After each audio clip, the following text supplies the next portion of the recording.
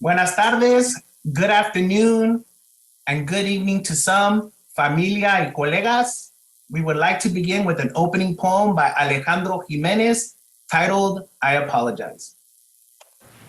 When I was in third grade, about 3 times a week, I would come back home with my pants wet from my own pee.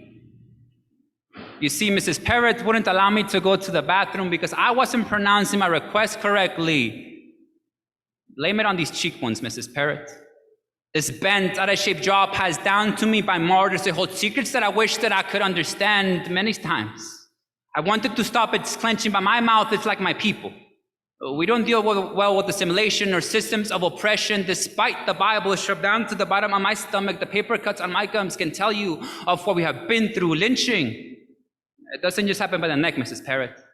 My tongue was treated like Emmett Till, beaten, strangled, thrown into the bottom of Lago Texcoco, hanged, decapitated in this place, cut off like braids upon arrival to boarding schools, stretched in 4 directions like Tupac Amaru until he ripped. So I apologize for my mispronunciation. If I made you point your ear towards my mouth, I am sorry. I never meant to make you waste your energy, but I have bodies suspended from my vocal cords and their dangling feet scratch the base of my throat. So I apologize if I stutter, Mrs. Parrott. There are memories of conquistadores feeding babies to dogs buried inside of my tongue that I wish I couldn't remember. That's why sometimes you have to ask me to repeat myself. That's why sometimes you have to ask me to repeat myself, because my brother's empty, grumbling stomach from searching for food in Tijuana dumpsters at the age of 2 after being deported with my mother for the 5th time did not wash my saliva down enough to have your words roll off the tip of my tongue flawlessly. I apologize, Mrs. Parrott. Because my native tongue refuses to die. Because there are temples planted on top of my teeth. That's why they are called wisdom. And that's why I won't go to the dentist, because they will just try to take them out. Because like the blankets you gave us, Mrs. Parrott, I have smallpox for taste buds, and they get in my way when I try to speak. So I apologize if I mumble. My enunciation is not the best, Mrs. Parrott. It's because Mesa Verde was carved into the inner walls on my cheeks long before its current place. I could show you, but you wouldn't understand, just like you don't understand why it is that I keep quiet sometimes. It's because I have Sitting Bull's headdress hanging from the roof of my mouth, and I am afraid you may want to steal it, just like you did it with this Black Hills. I am sorry. If my lips are too stiff to shape your words correctly, they are still dry from our desert walk to this country, Mrs. Parrott. Did you advise my previous employers to send me to speech classes? Did you ever imagine how it is that I explained to my mother that I pee my pants again, and again, Mrs. Parrott? I really need to go. I've been holding this for such a long time, and I need to let it out. It might smell like genocide, like burnt ancient scriptures, but you told me to pronounce my words correctly, and for me that means to speak the truth as proof that I have mastered your language. I wrote you this note, so Mrs. Parrott, may I please go to the bathroom?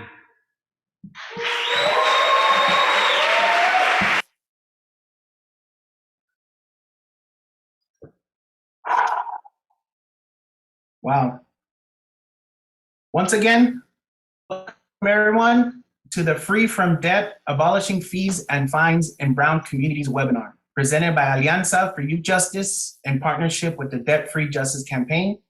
My name is Rene Casas. I'm currently serve as a board advisor to the Alianza for Youth Justice.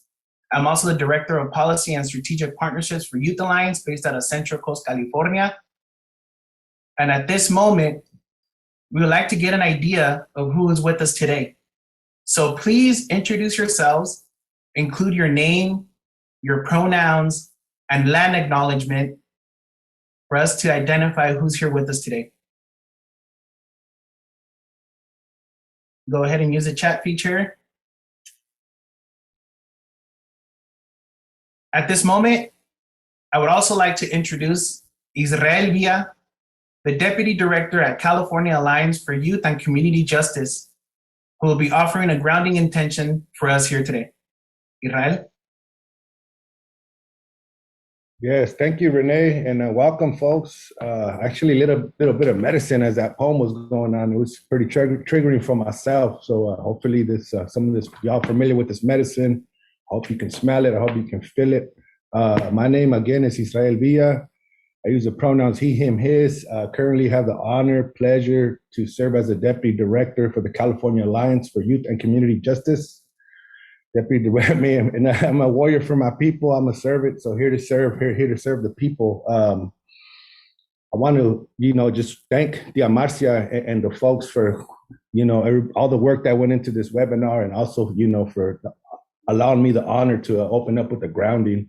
With y'all's permission, we'll go ahead and get started with something that I learned actually under Renee's tutelage when I was at Milpa, honoring of these directions. I'll also say just briefly, I myself am very much system impacted, school to prison pipeline survivor, and it led to almost 18 years of my life between 12 and 35 of being incarcerated. So very much familiar with the systems and its failed approaches, and more importantly, what works. And I'll say right now that this medicine and my tia and my elders and those cleansings, the sweat lodge, folks like Milpa giving me an opportunity has finally allowed me to successfully re-enter and thrive. I've been home now for a little over 8 years, married, handling my business. And again, thank y'all for having me. And with that, we'll go ahead and get started. I always like to start by thanking the Creator, whatever that means to you, thanking our Creator for our breath this morning. We all got blessed today to wake up and embrace this beautiful struggle of ours. We start off by acknowledging the direction of the East, the element of the fire, the direction of the man or the masculine energy. So I ask you to just, think about all the men in your lives, all those who have helped you, taught you things, or who may have hurt us for whatever reasons, whatever cards they were dealt with. Always asking the Creator, please protect all the men in our families, all the men in our movement, in our communities, and all those thousands of men who we still have incarcerated who we need to free. I always like to ask the Creator to help me be a good man and help us be good men, be loving men, be patient, and be good examples to our peers and young men. With that, we say aho, we say ashe. We go to the direction of the West, the element of that water, that holy water, that cleansing water, the direction of our women warriors, our mujeres, givers of life, those who, unfortunately are not duly acknowledged most of the time. But we acknowledge y'all. We love y'all, and we appreciate all the sacrifices of being a mujer and understanding that y'all are the glues to our family. Y'all are the leaders of the movements of the revolution. So again, we acknowledge y'all. We appreciate y'all. We love y'all, and we ask the Creator, please protect all the strong women, all the women in our lives. Same note, in our families, in our communities, any mujeres who might be struggling in the community, unhealthy relationships, addiction, so on and so forth. And then also, unfortunately, those thousands of women that we have incarcerated. Please protect them all. With that, we say aho, we say ashe. We go to the direction of the South. It is the element of the earth, the dirt, the direction of our little ones, our children. So always thanking the Creator for our children, our grandchildren, all those young folks who we've been able to touch, we've been able to help, who we're trying to help.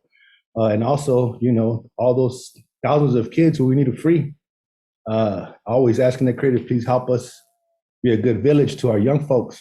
Please help us provide everything that they need to thrive, to be happy, to have abundance, to have less struggle than we've experienced.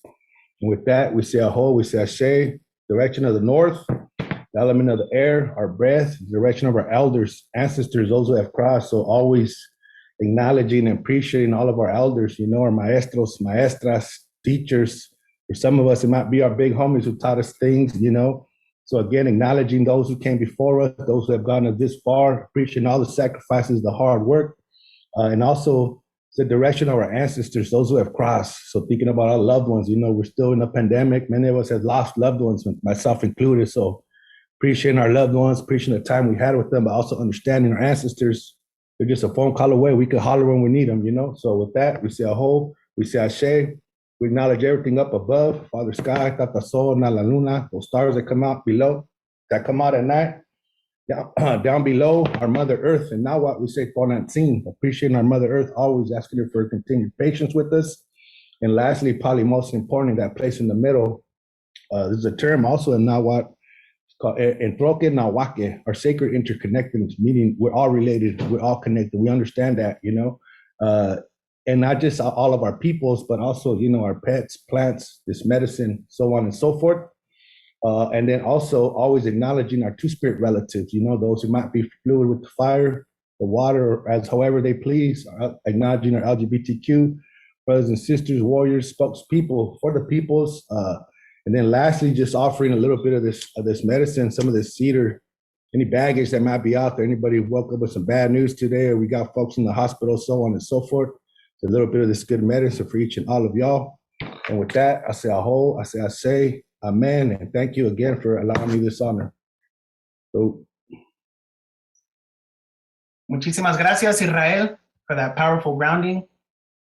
Today's agenda will include hearing from the Alianza for Youth Justice and the Debt-Free Justice Campaign, understanding why abolishing fees and fines is a Brown community issue, a panel of testimonials, taking a look at our state work, and then questions and answers with presenters. We hope that you take the following key goals of understanding why abolishing fees and fines is a Brown issue, and we invite you all to move into action with us. We'll now be covering a couple of slides for this presentation. The Alianza envisions a world without cages, where Indigenous Latinx youth and their families are uplifted, treated with dignity and respeto, allowed to heal from decades of systemic racism, and able to experience a well-being throughout the power of cultura y comunidad. Next. The work at Alianza is as follows: a debt-free justice national campaign, end the Brown youth data gap, providing Olin curriculum trainings, providing next generational MSW internships, providing monthly membership meetings, and developing research papers focused on Latinx communities. Next. When we say Brown youth, we identify it as Indigenous, Latino, Latina, Latinx, Hispanic, Chicano, Chicanx, Afro-Latino, Afro-Latinx, Central, and South American, Caribbean, and by the names of many nations and nation states. The general US population is 18% Latinx, making them the nation's largest ethnic group. Further, Latinx youth population has increased by 158% between the years of 1990 and 2018. Today, Latinx youth represent 25%, or about 8.3 million of the total US youth population between the ages of 10 to 17. Throughout this presentation, we will have a couple of poll questions. The next poll question, the first poll question is, who do you represent today? Number one, directly impacted youth or family members, community organizer and or advocate, youth justice system professional, and or a researcher and or policy developer. A poll should be up and available for y'all to list who do you represent here today. So please, if you can click on one, that'll be amazing. As the poll closes, we'll be able to share that statistical data with you all here today.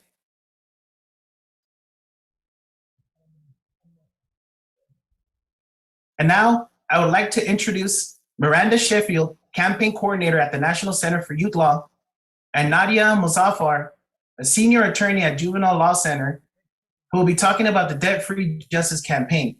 But before we hear from them, we would like to show you a video. Can we start up that video, please? All new at 5, the story of Shelby County Juvenile Court is, yes, there will still be fines, but Shelby County fees are a thing of the past. The reason is simple. Most people who go through the court system come from families who are very poor and can't afford to pay $125 a day if their child is put in juvenile jail. Local 24 News reporter Mike Matthews has more on what is a big change. It might not be a big deal to you, but for the hundreds of families that come here and deal with children who are involved in juvenile detention, getting rid of the fees can mean a lot. There is almost a cone of silence that envelops juvenile court. There are a few exceptions, but most juvenile offenders aren't named and their sentences aren't known. But parents know, especially when the court starts assessing fees. Most of the clients that come into this building are somewhere at or near the poverty line. Poverty is financial polio for many in this city, attacking single parents who are trying to do what they can to raise their children. The child will often end up on the wrong side of the law at juvenile court, where the family is charged $125 a day every day the child is behind bars. What we realized when we started looking at this problem was that most of those fees were never being paid. Instead, these families would either have to file bankruptcy because of the onerous amount of fees, or they just wouldn't pay them, which would impact driver's license, jobs, you name it. It is not a new idea, says Shelby County Mayor Lee Harris. The last time we had a state task force devoted to criminal justice reform, it was the task force convened by Governor Haslam. That task force released a report, and in that report, one of the recommendations were efforts like this, efforts to try as best we can to reduce fees on juveniles and their families. Will it cut crime? No, the judge admits that. Will it make much of a difference here? No, the judge admits that as well. But what he says is it gives the families at home and family structure a chance. And when the kid comes back out and goes home with his family, he has a chance. In Memphis, Mike Matthews, Local 24 News.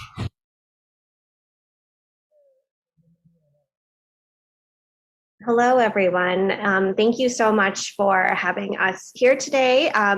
As Renee mentioned, my name is Nadia Mozafar. I am a senior attorney at Juvenile Law Center and one of the coordinators of the National Debt-Free Justice Campaign. And I'm really happy to be here with my colleague, Miranda.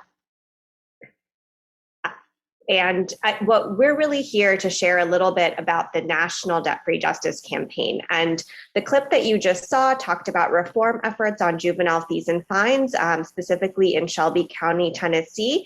But this story just really represents a very small part of the wider movement of fees and fines advocacy that is really happening all around the country. And my colleagues on this call and many of you that are possibly watching this presentation are part of these efforts. And at the National Debt-Free Justice Campaign, our goal is to bring all of us together under this banner, a goal of abolishing fees and fines in the juvenile justice system. And we do this by connecting everyone around the country that's working on these efforts, providing resources, and really bringing everyone together and working with our colleagues at Alianza, for example, to host events like this and to share the work that is happening all over the country, because we know there's so much good work happening on this very, very large problem of fees and fines in the juvenile justice system. And our hope is that we can all connect with each other in order to think about sharing resources and finding resolutions. Thanks, Nadia. Hello, everyone. Again, my name is Miranda, she, her, hers. I work with the Debt-Free Justice Campaign. I am out of the organization I'm directly working with is the National Center for Youth Law. We're thankful for Alianza inviting us to be in this space and being able to talk about how this issue has directly impacted the Brown community. I want to begin with just acknowledging that this issue is a direct impact for Black and Brown communities, right? We know that we're the ones who make up most, as Israel had mentioned earlier, those who are incarcerated, it looks like our faces that are on these screens. And we also know that that a lot of that is intentional. So when we're talking about the issue of fines and fees, we're really wanting to uplift how this is impacting young folks and their families, and knowing that already a lot of these young folks don't have the resources they need to be able to pay these fines and fees. We know that a lot of these young people end up being burdened with things because they don't know what to do and how to take care of this. And just as was mentioned in the video, what ends up happening is that no matter how much these cities, the state and the county may try, they don't end up collecting the money anyways. It's like over a 95% in most municipalities where that money is still there. Even if they hired folks to go after it and the debt collection folks trying to call, they don't get their money. So what is that really saying? It's not working. It's a very, ineffective way to be able to address harm in our communities. And so I think it's for us, what's really important is that we want to be able, with this campaign and how debt-free justice moves, is to have young folks name that, to be able to have young folks being the one telling us, like, this is how this is affecting my community, how it's affecting me in my hood in California and Arizona, to all the way to Kansas, DC. Like, everyone is experiencing this on different levels. And we know that in order for this campaign to reach its most highest points, we got to have those folks at the table. We got to be able to have them giving us direction about how to move this process along. So that's why it's so important for us to have the young folks be involved with the Debt-Free Justice Campaign, and to be able to speak to this issue on a grander level, on a national level too. And so we have a couple of slides, and the first two slides really go into the depth of the problem. And so right now, you're seeing a figure of $26.6 billion, and this is from research done from the Fees and Fines Justice Center. And this staggering number really encapsulates the size of this problem. So this is the national court debt total.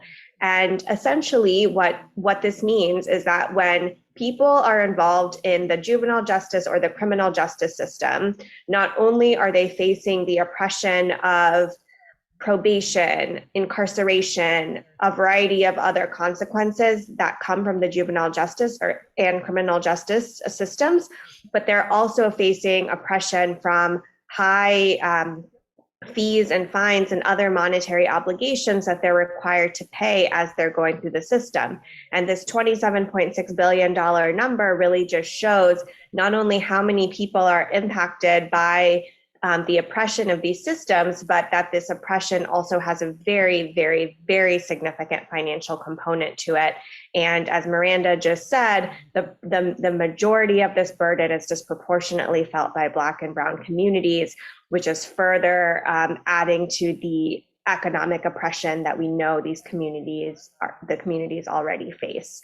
And so particularly on our webinar today, and the Debt-Free Justice Campaign is focused on the impact this has on young people who are going through the juvenile justice or the adult justice systems, and how it's particularly problematic for these communities because this population, because they're young folks who don't have jobs, who shouldn't be focused on economics and just have a lot less autonomy to begin with. And so this is a representation of the overall problem, but keeping in mind that it's particularly problematic for young people who are involved in the justice system. Next slide.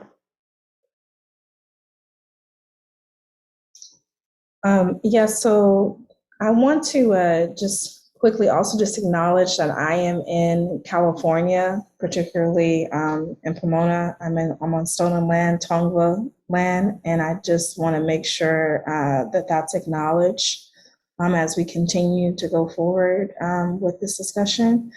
I also really want to, this slide is really important for us to really lift up why we're doing this, what's moving us to do this, and just to lead us into this. I want to talk about earlier this year, we had a young folks, convening where some young folks across different states were able to come together and talk about this issue.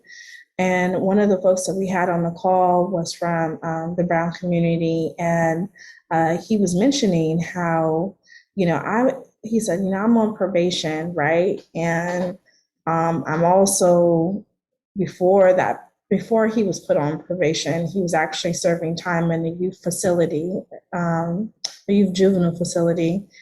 And he was sharing how him being from, a Latino family, that his mom and his family would put about $100 on his books, right? And that after he had that money on there, probably like 30 or 40% automatically would be taken away because of the amount that he had to pay for his fines and fees. That was automatically, or restitution or whatever it may have been, it was automatically being taken. And he would have to call his mom and be like, Mom, like, I don't have, you sent $100, but I only have like 30, and this is not going to help get me through. And he was like, you know, baby, that's all I got. That's all we got. We got to pay these bills. You got siblings. And so that is one of the real reasons why we're out here fighting against this, because it's not just one person who's being affected.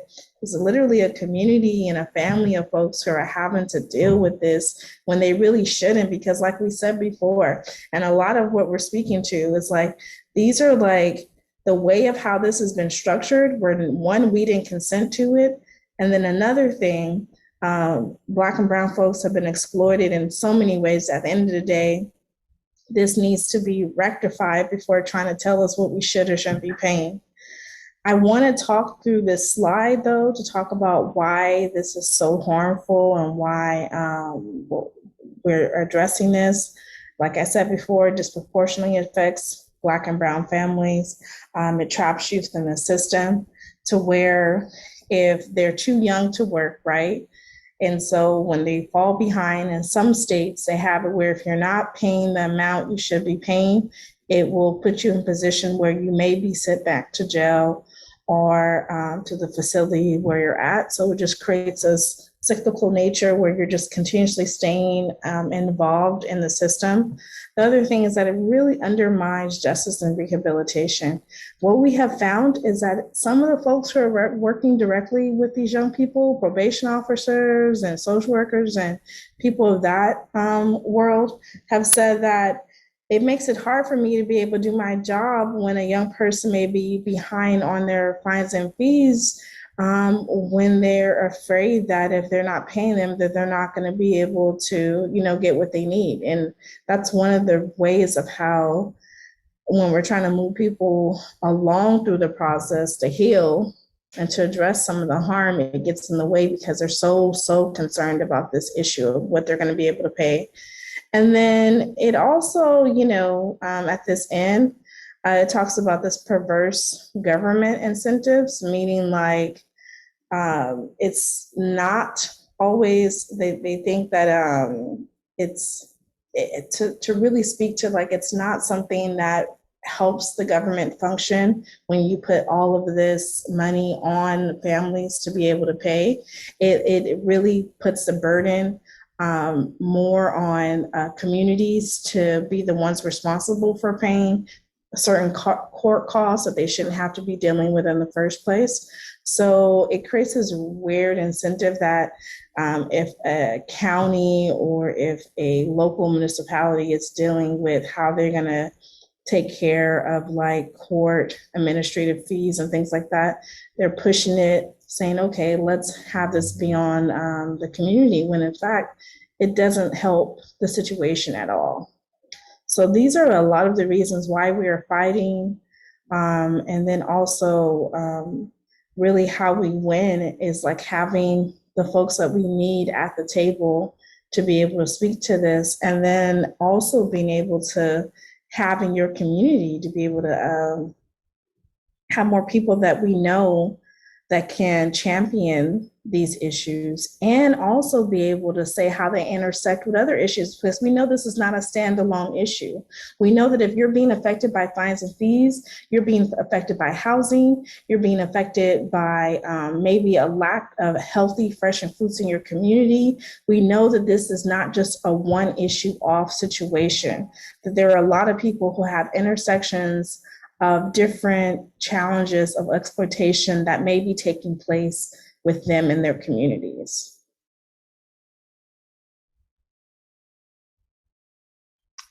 The good news is, as we'll highlight in the next slide, is that there are a lot of wins happening around the country, eliminating fees and fines in a variety of states and localities. So we heard the one example at the beginning from Tennessee, but this map represents where changes has happened all across the country, especially looking at a lot of the green places in the map is really where we're seeing success.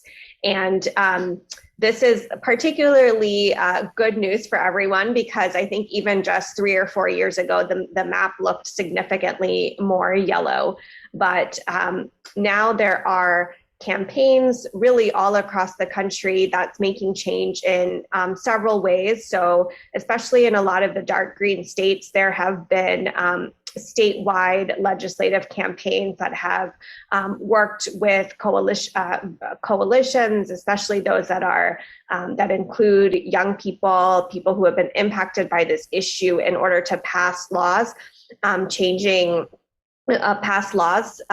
eliminating fees and fines, or both, and in some cases even making this change retroactive. So if you have debt or if you owe fees and fines, you won't have to pay those anymore. So some really good changes are happening around the country. And a couple of things that I want to point out is that looking at the map, we can see that the changes actually geographically spread out fairly evenly throughout the country. So we have a lot of change in the West, in the Northeast, in the Northwest, in the Northeast, even in southern states, which we know are sometimes a little bit more difficult,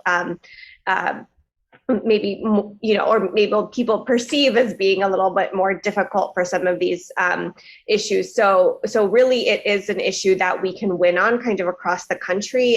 There's a lot of bipartisan support for this type of reform. And we really want to work with folks at the Debt-Free Justice Campaign to assist in doing these types of campaigns.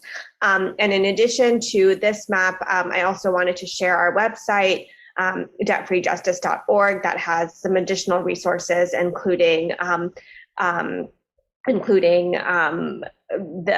bills and various policies that have passed in these green states. So if folks want to take a look at that and see what that change looks like, that is a resource as well.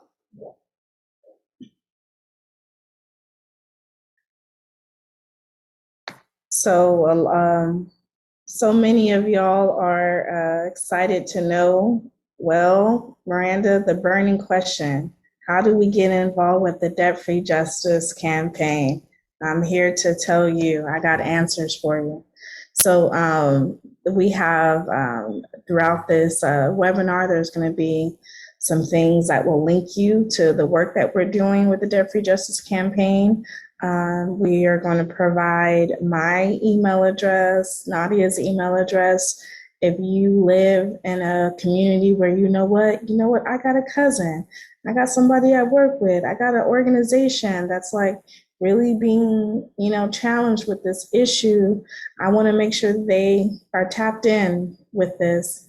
Please, through Alianza or directly through us, let them get involved. We currently have a youth and family engagement committee that's very excited and really informed about this. And we're adding and we're growing that committee, and we want to continue to grow it with folks like yourself, so we can have as much representation on a national level. And that's really what we want to see going forward, is more involvement from folks. And we ask that, you get involved in the way that you feel makes the most sense for you and those in your community. Thank you. Muchísimas gracias, Miranda and Nadia, for giving us an introduction and a frame into the Debt-Free Justice Campaign and the story behind it. I also want to thank you all for participating in our first poll today. As you know, our first poll question was, who do you represent today? And we tallied up, and the percentages are, we currently have 44% of our attendants are directly impacted. 50% represent community organizers, 25% youth justice system professionals, and 38% researchers. So thank you all for filling out the first poll. If you missed the first poll, we have a second poll for y'all to, to engage with us. With that being said, I would like to introduce to you all Marcia Rincon Gallardo, the Executive Director for the Alianza for Youth Justice, as well as a founder and principal of Knox Team Equal Justice for All. Marcia?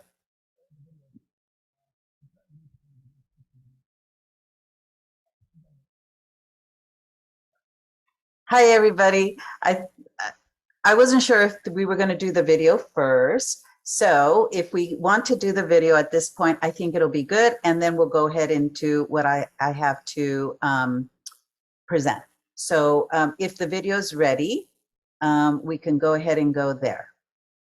If not, I can go ahead and one month I would decide to pay the penalty fees, and then the other month I will decide to pay rent. So I was always late on rent. We ended up paying those $8,000, but we did get evicted. This is not about accountability. This is about raising revenue for local governments because wealthy people do not want to pay their fair share of taxes.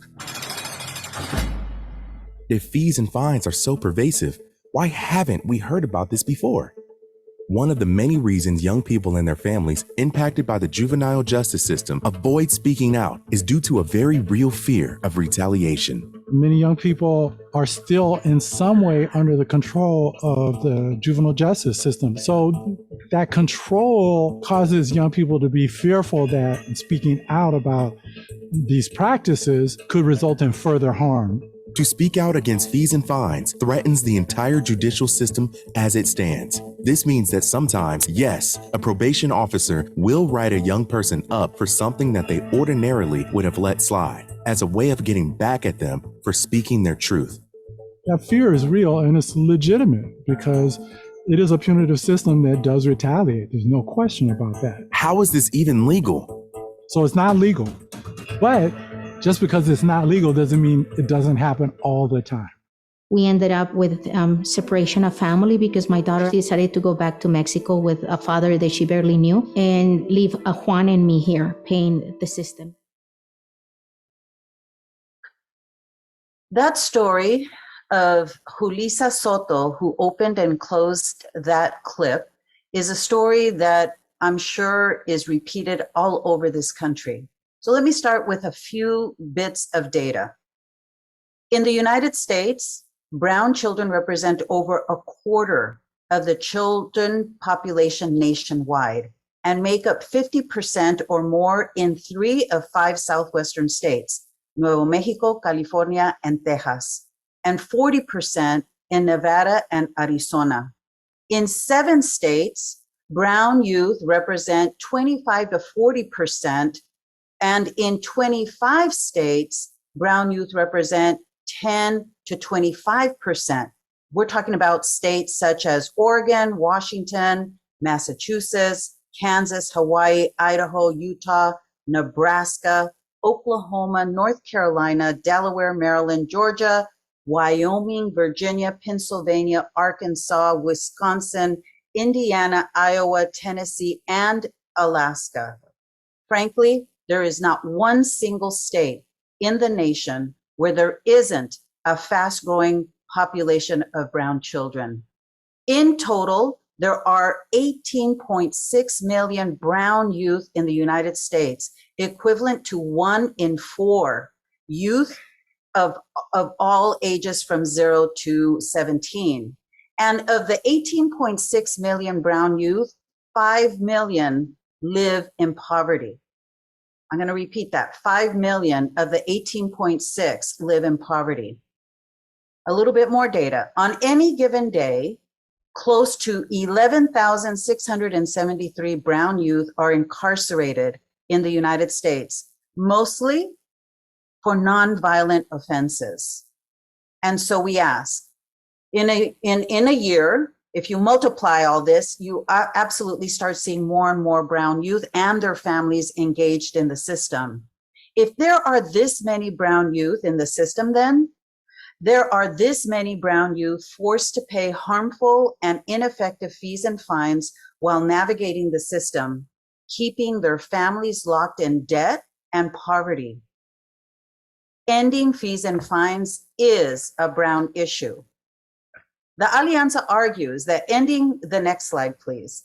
The Alianza argues that ending fees and fines for brown youth and their families is also a racial and ethnic equity issue that must be addressed with the same urgency that the Alianza addresses the need to count brown youth accurately and not as white youth. Yes, for many of you, it will be the first time that you hear that actually brown youth are being counted as whites instead of brown. Yet all over this country, this is unacceptably the case. Connecting these two issues is critical for the Alianza, and let me tell you why. Since 2002, when several of us at the Alianza, we were involved in releasing a report called ¿Dónde está la justicia? And then 20 years later, when the Alianza co-wrote Ending the Data Gap of Brown Youth in the Youth Justice System, co-written with colleagues from UCLA's Latino Policy and Politics Initiative, we argued that racial and ethnic disparities and disproportionality of brown youth in the system are far more than what the data shows, far more.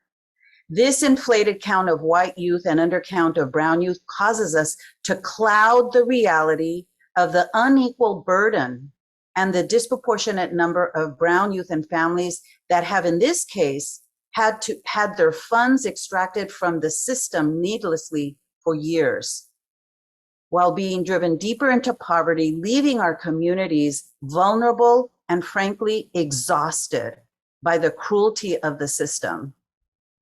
And while nationally the numbers of youth who sit in detention have dropped in the past 25 years, the fact is that when you go into any detention facility anywhere in the country, the majority of the kids are going to be youth of color. And in those states that I mentioned where the majority are brown youth and brown communities, 50% in the state, those states, the majority of kids sitting in detention are going to be brown youth. The legacy of colonization of indigenous Afro-Latino, Central, South American peoples continues, leaving brown youth and their families with lack of resources, lack of representation, and a deeper extraction of funds in communities of brown cisgender youth, queer, trans, and gender expansive youth and their families. The next slide. So let's be clear. Not all brown youth, when they are asked, what is your race and ethnicity, know how to answer that. And that has been very intentional. Racist separation of children, forced assimilation by white institutions, the deeply seated poverty and unmet needs leading to disparate outcomes, and cultural genocide is as old as the settling of European migrants on these indigenous lands. How many of you know stories of your grandparents and parents whose names were changed, language forbidden, punished, and humiliated for conditions of their poverty, yet for the invisible thousands, if not millions, of our brown youth who were thrown into youth justice systems for hundreds of years, their families paid and paid and paid their rent, their food, clothing, basic living funds to institutions that did not need these funds to sustain or maintain their existence. The last slide, por favor.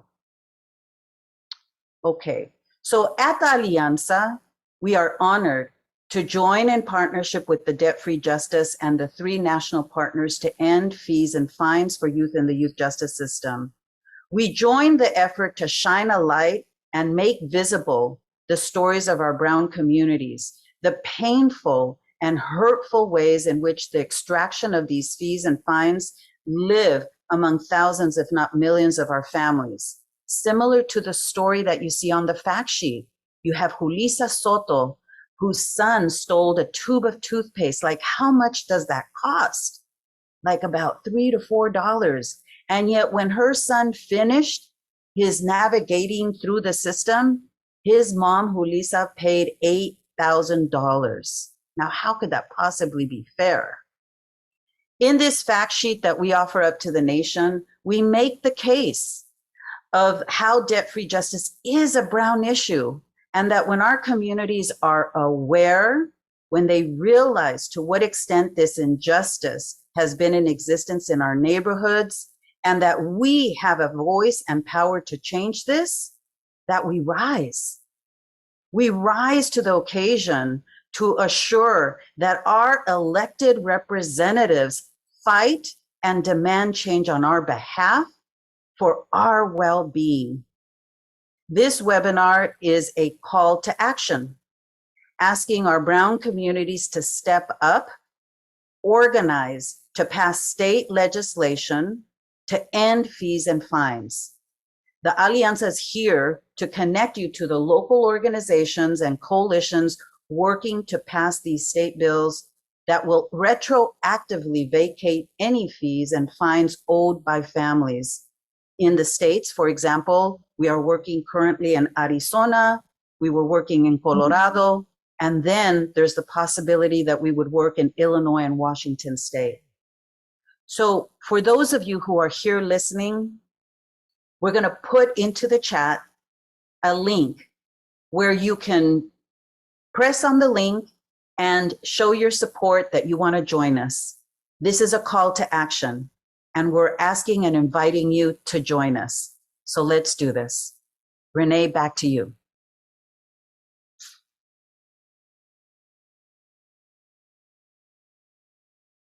Muchísimas gracias, Marcia, for that call to action and how folks on this call and beyond can get involved in the debt-free justice campaign.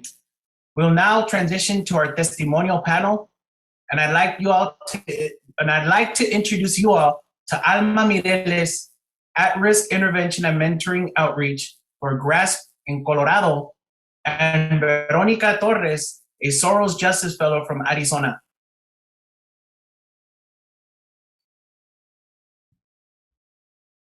So for this panel discussion, I'll be asking the panelists a set of questions one at a time to give you all time to respond. So with that said, I will go ahead and ask the first question. How was your juvenile justice experience mixed with the issue of fees and fines as a young person?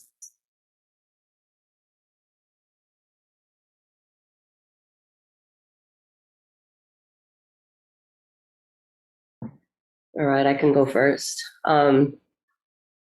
So the experience is exactly what was discussed here. You know, I come from a family of, you know,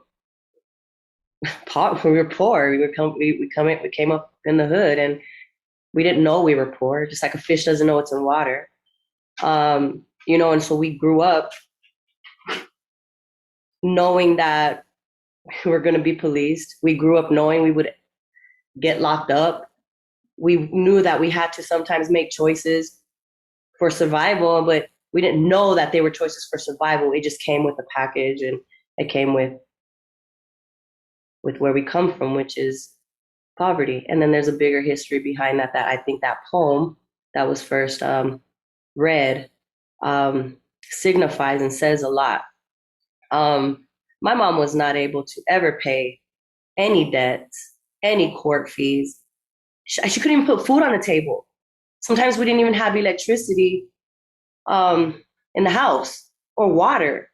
You know, we did grow up on food stamps, you know, and education wasn't an emphasis in our family.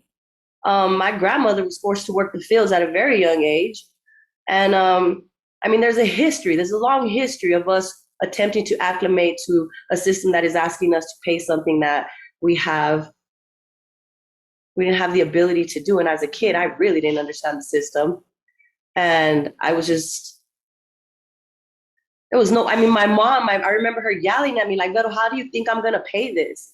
Why are you getting in trouble? Like what, you know, and I was a kid. I didn't know what I was doing. I didn't know how I was affecting my family. I didn't know.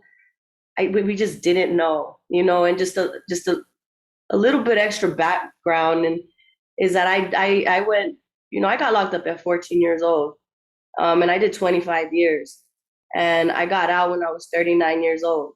And being in the system and meeting people while I was in prison in the juvenile and hearing about debt, it's almost like it's inconceivable for us to at that age and our families and where we come from and the system.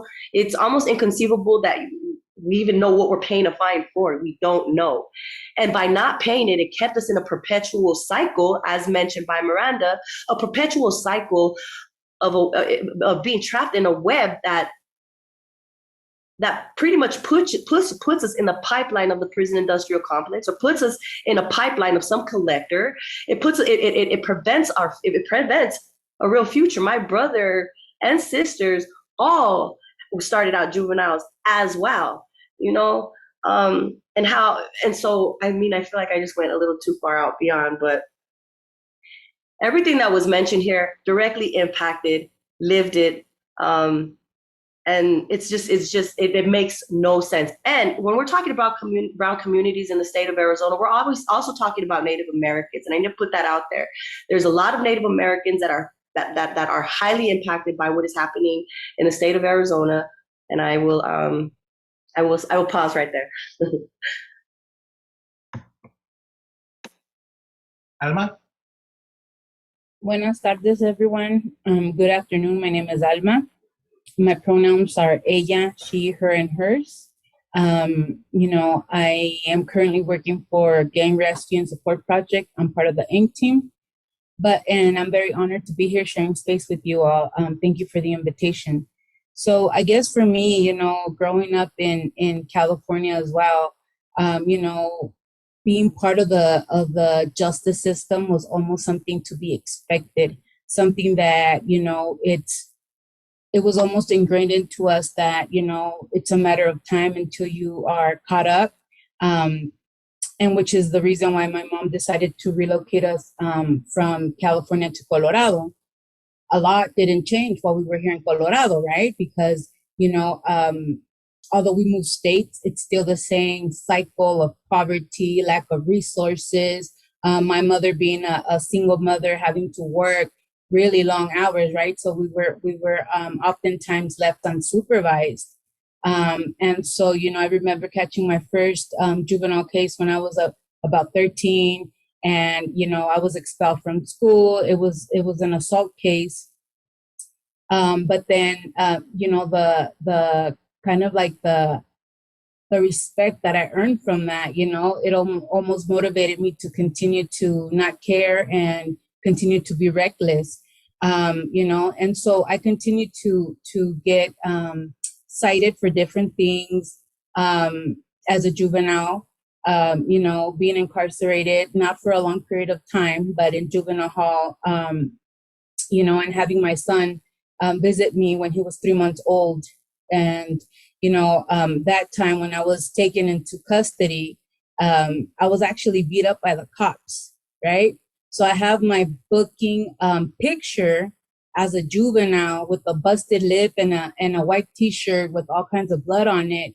And, you know, I remember that a detective came to talk to me while I was in custody, and he said, you know, we hear that you've made allegations that you were assaulted by a police officer, which I said yes. And he said, you know, your mom has every right to pursue this or, you know, investigate it. Obviously, my mom, being a single mom, Spanish speaker, an immigrant, right? A single mom, she didn't want to go through all of that, right? She feared retaliation. She feared, you know, she said, you have a big mouth. So, you know, pretty much it was my fault. And so I saw this within myself, right? All of the things that I went through. And then I met my husband of 25 years. I've been with him since I was 16 years old. And then also going through that process with him, right? And, you know, my brother going through it, you know, catching a federal indictment. And later in life, you know, when I became a mother, having to go through it with my own son, you know, when he became a teenager. And, you know, it just feels like an endless cycle sometimes. It just feels like it's almost something that we're conditioned. It's a matter of time until we get caught up in that web, right? So this has been my experience, my direct experience with myself, my family, my brother, you know, and most of my friends are felons, right? And part of the condition that they tell you once you are a convicted felon and out on parole, you cannot be around felons. But when this is your family and this is the people that support you, what do you do then, right? And so I just think that it's the way that the system is set up. It oftentimes just feels like a trap rather than a way to rehabilitate or a way to really enforce change.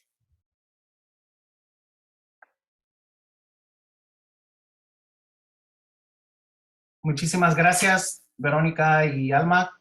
For the following question, what was the struggle like for your familia and our other Brown community members you knew in paying off fees and fines?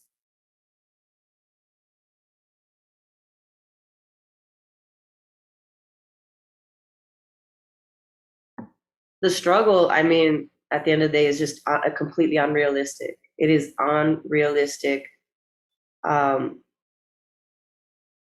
And this is directly, this is me knowing fully, like just as Alma mentioned, family, friends, everybody directly impacted. And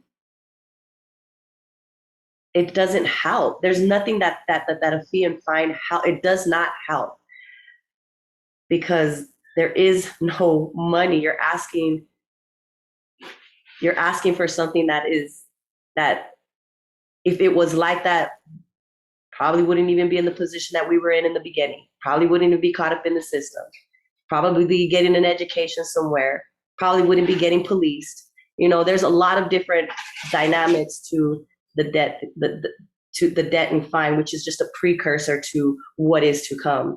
And so it's almost like you choose not to deal with it. And if you have to deal with it, it is a stress and it is a sacrifice. And it is a sacrifice of are we going to eat today or do we have to pay this fine? You know, and I am in no way, shape, or form not saying that we shouldn't as a community hold each other accountable, but to that degree, it doesn't make any sense. Even when I was getting sentenced, the judge even said, you know, I can't even imagine how you're going to pay these fees and fines because you can't even get a job. Like, I don't know what you're going to do, but we're just going to go ahead and waiver this until you can, and then talk to us, you know? And I had to work hard as an adult to pay for the fees and fines. But I had to learn that. It wasn't something that just came with knowledge. It wasn't something that just came with, oh, if I make this decision, this is what's going to happen. It's not the way it goes down. A lot of it is survival. And so how you deal with it, you stress on it and you struggle and you sacrifice, or you just don't and you get locked up again. And then you have a third party contract in place calling you up, trying to collect money that's never going to be collected. But yet there's a whole other ecosystem that continues to flourish, and we're the product.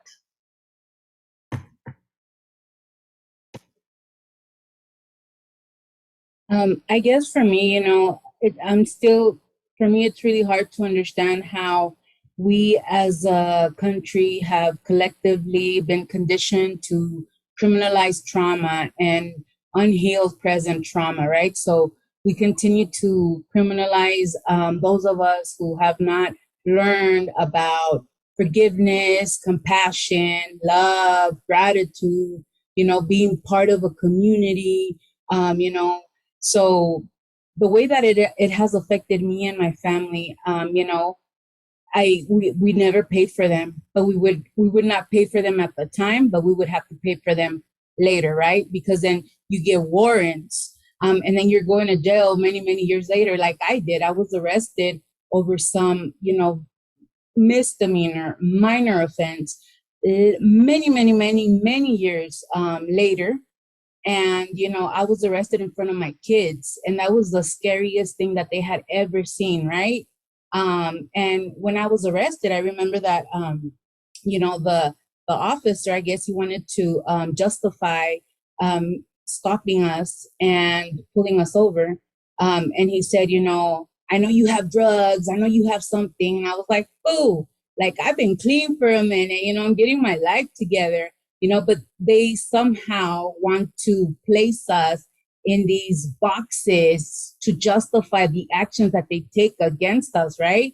And it just feels like we are never really free from that. So, you know, even if we don't pay for it, in that moment, even if we don't pay those fines, we will eventually pay for them later, you know? Like in this situation that I just shared, you know, my children seeing me get arrested, you know, like I'm their mom, I'm their protector, I'm their caregiver, and being arrested for something that happened many years prior to them entering the world. And so I just think that it affects us in many ways. It doesn't go away, like I just mentioned, right? So these fees and these fines, you know, they're not meant to really help anyone. You know, it's another way of keeping us trapped and keeping us in this web and in this cycle, right?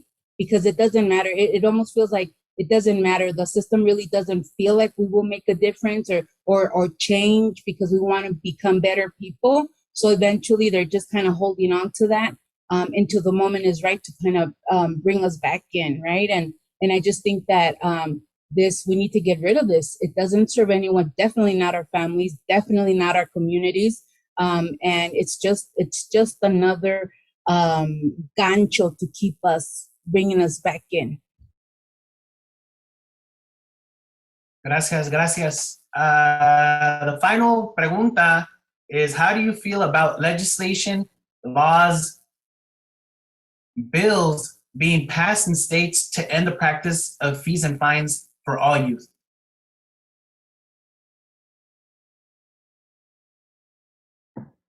Well, I think it's a great start. I think that it's a great start. You know, it means that people are listening and we can continue the momentum. I think that here in Arizona, we're far behind the curve in terms of what juvenile justice looks like or what youth support looks like. And so in terms of like laws, legislation out here, just we're in the beginning stages of really wanting to, or identifying like what is the real lay of the land out here in Arizona. I know that there are plans to expand the juvenile facilities out here. So you can kind of put together, in order for those facilities to be filled, certain laws and things have to happen in order for that to exist. And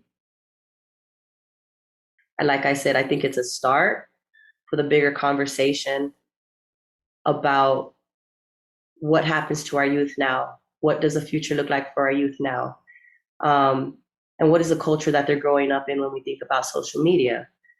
And I know that this is a bigger conversation, but we are talking about the youth. We are talking about the future. And we have to understand where they're at, and we have to kind of understand what other states are doing. But it's just the beginning. I don't think we should be locking up our youth. I know,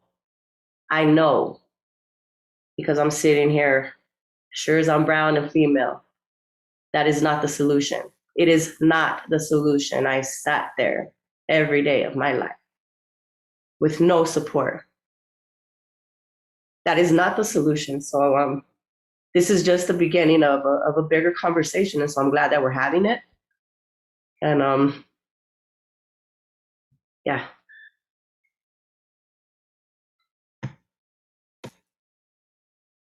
Thank you, hermana. You know, for me, it's much more than not having to pay a certain amount of money.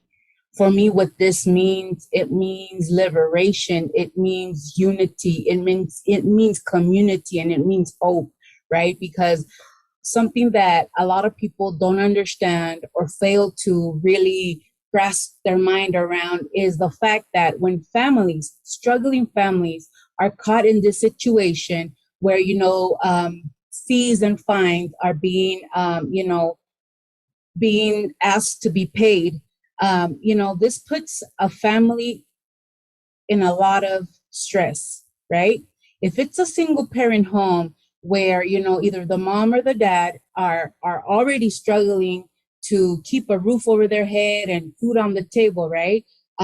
This creates stress. Stress creates, high risk thoughts, high risk behaviors, parents having to take on second and third jobs, which means longer periods of time away from the home, which means longer periods of time of the juveniles, our kids, our youngsters being left unsupervised. We know what that means for our community and our people, right? Some of us have been influenced by that environment. And so, when parents are having to take on more hours at a job, that means they're spending less time with their family, right? But also the stress that it creates, and it can lead to substance use. It can lead to more violence, really high levels of stress. Lashing out. And getting rid of this is so important for our families and our communities, because then it trickles down to the rest of everything that is going on, right? It's not just about an amount of money. It's about how do we keep our families together, empower, strengthen, walking, right? As we should, because we are people that are deserve dignity, and we are sacred beings. So I just think that this is more than just an amount of money. This is the way we begin to empower and strengthen our families and our communities, especially those of us who are already believed to be conditioned to just be caught up in these cycles of dysfunction and these webs of sometimes feeling hopelessness. So that's what that means. It's not an amount of money. It's freedom, it's family, it's community, it's empowerment. Palabra. Wow. Muchísimas gracias, Alma and Veronica. Two strong, unbelievable guerreras. Wow. Muchísimas gracias. We'd like to move on to our final presenter of today. I'd like to present to you all Devon Shea, the Deputy Director for the Public Advocacy Clinic at UC Berkeley School of Law. Devon? Hi, everyone. Thank you so much for having me in this space. Thank you, Alianza, for inviting me. I just want to thank Alma and Veronica for sharing your truth with us. I think everyone felt your power coming through. We really appreciate the gift of your stories that you've given us today. So thank you so much. My name is Devon Shea. I'm a Deputy Director at the Policy Advocacy Clinic at UC Berkeley School of Law, which is situated on Ohlone land here in Berkeley, California. So we're also known as PAC, and PAC is a core partner in the Debt-Free Justice campaign alongside JLC and Nickel. We have been working on this issue in California since 2012, when our community legal clinic told us that they were having parents coming in with bills from the county related to their child's involvement in the system. So, when we looked into these bills, we realized, well, this is actually legal. So at the time, the state of California was allowing the courts and probation to charge these fees to the family. So we realized, well, we need to change the law in order to change this. So we worked with a coalition of organizations from across the state to persuade the California state legislature to abolish these fees in 2017. And then we began to support campaigns in the Southwest, Pacific Northwest, and Deep South. We partnered with JLC and Nickel, who are leading campaigns in other regions. And we've helped local partners push for reforms in states like Colorado, Nevada, New Mexico, Texas, Louisiana, Oregon, Washington, and more. And so we can actually pull up the slide now. I just want to give a little context here. So you've just heard about the impact of fees and fines on the youth justice system on Brown youth. And as Marcia explained, this harm has roots in hundreds of years of colonialism, decades of racist policies and practices in this country. We heard from Veronica and Alma that fees and fines are not about accountability. I actually really want to uplift Alma's framing that this country criminalizes trauma. And fees and fines only add to and perpetuate trauma, where what we need is healing and transformation, right? So thanks to local advocates across the country, things are starting to change. And even system actors like judges, like probation officers, sometimes prosecutors we've heard from are recognizing that this harmful practice undermines their goals for helping youth get the support they need.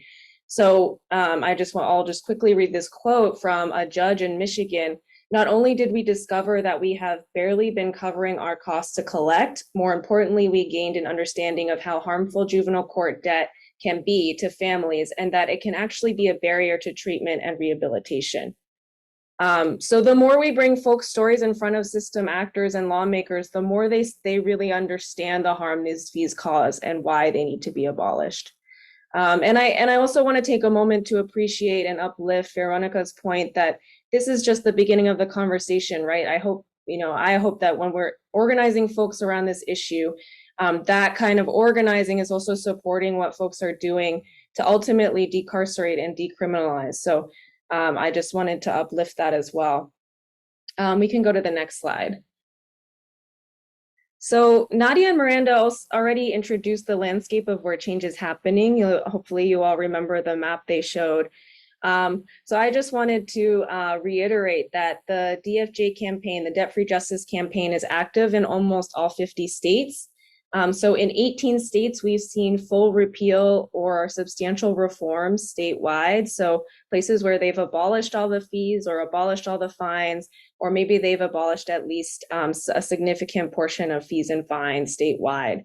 There are several other states and local counties or courts have made reforms. So sometimes judges have decided to stop assessing fees where they're able to, or a county has decided to stop assessing fees where they're able to.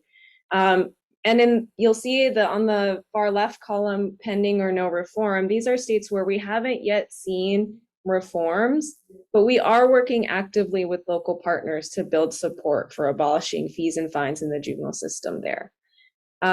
So we actually want to give you another chance to fill out a poll. We could go to the next slide. So we just want to get a sense from you all in the audience. Are you in a state that has taken action on these issues yet? And so you should be able to see a poll come up. And I also just want to highlight again, I think you'll get the link in the chat again, but if you're not sure, or if your state hasn't taken action yet, please make sure to sign up with Alianza to get connected with the folks who are doing work in your state.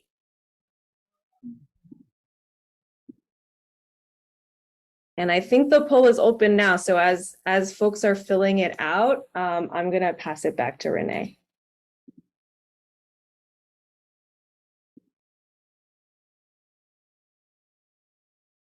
Gracias, Devin. At this point, while some folks are still filling out the poll, I would also encourage you, if you have any questions, to please include questions on the chat. It will have a little bit of time to provide maybe 1 or 2 questions for our panelists. So if you all have any questions, please feel free to use the chat feature if you have a question or 2. And if not, well, muchísimas gracias. I will wait for our tech team to see if there's questions. I see no questions that are posted yet. Okay, so with that being said, once again, muchísimas gracias for the opportunity. I think we do have answers for the poll question that was asked. So 50% of y'all had stated that in your state there has been passed debt-free justice legislation. 29% of you all present have included that debt-free justice legislation has been introduced, and 14% of y'all have noted that your state has not taken any action in regards to debt-free justice.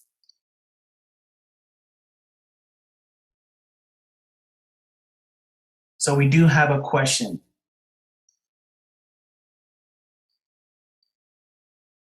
Let me see. Alma referred to this process as being caught in a web. I'm interested in making an infographic using the data we collected with the web as the image. Is that okay? I don't want to take any ideas without permission. Alma?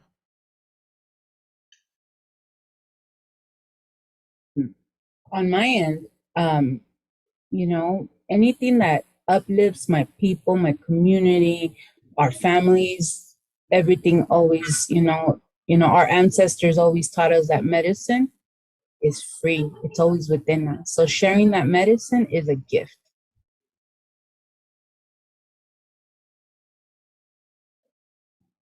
Gracias, Alma. Let's see. I believe there is no more questions. However, Liddy did say thank you. So I hope that through this webinar, you all got a clear understanding of why abolishing fees and fines is a Brown issue. We invite you all to join us in moving into action with the Alianza. There should be a link that will be put on the chat for y'all to join us in this action along with the Free Justice Campaign. Gracias to all of you who have taken time in attending this important webinar. Thank you to the attendees. Thank you to our amazing and incredible speakers. Thank you to our funder, Arnold Ventures, and to our partners in Debt-Free Justice. We hope you all have a restful evening, and muchísimas gracias for all y'all and your commitment to ensuring that we uplift Latinx youth voices and we continue centering the work around those most impacted. Muchísimas gracias, and we will hope to hear from you all soon. Good evening.